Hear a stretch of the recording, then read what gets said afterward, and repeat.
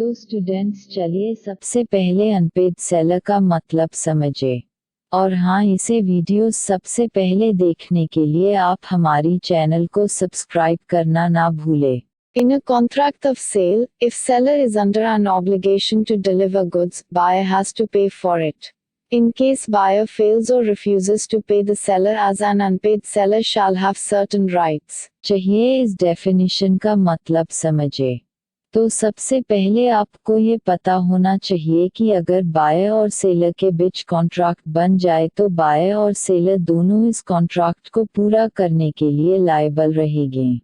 अब इस डेफिनेशन में कहा गया है कि इन केस बायर फेल्स और refuses to pay the seller become unpaid seller, मतलब कि सेलर ने तो अपना काम कर दिया, लेकिन अगर बायर उसके बदले अपनी लायबिलिटी पूरी न करे तो उस कंडीशन में सेलर को हम अनपेड सेलर कहते हैं।